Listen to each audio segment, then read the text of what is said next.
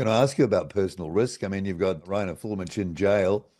You doesn't look like you're in jail at the moment, but those thoughts must have crossed your mind that because in his case, it seems that the German intelligence services were involved, right? Yes, he was in Mexico for his own safety with his wife.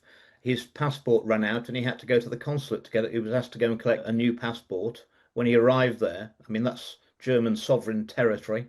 He was arrested, separated from his wife, bundled onto a plane to Frankfurt and put in prison in solitary confinement.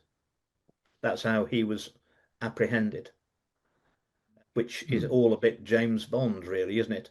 My own situation, well, I mean, the financial. Have they been following you? Have you seen any signs of interference with anything that was There's been a lot of unusual? interference. So I was a multi-millionaire businessman, self-made man before I came into politics. I came out with nothing. They've separated me from my business assets. They've separated me from my private pension.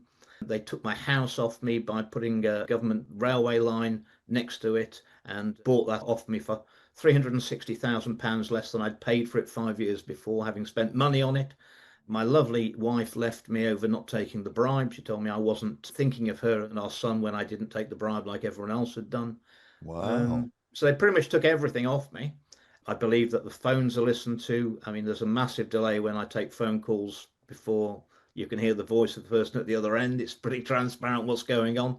And when I stood as an independent at the election in northwest Leicestershire, where my recognition on the doorstep is over 95% visually by name, and a constituency I'd represented for over 14 years, won 4 elections, always with an increased majority, ended up in 2019 with 63% of all the votes.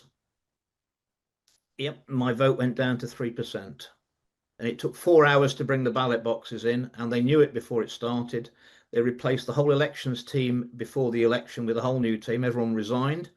A lot of anomalies. And we have an exit poll in the UK, and that was pulled in my seat 2 weeks before polling day. And I'll put it to you, that's because if they'd polled it, that wouldn't have been the same result that ended up in the ballot boxes when the ballot boxes eventually came in. The explosive 250-plus page report that shatters the official COVID narrative. Get your free digital copy from www.thepeoplesposition.com.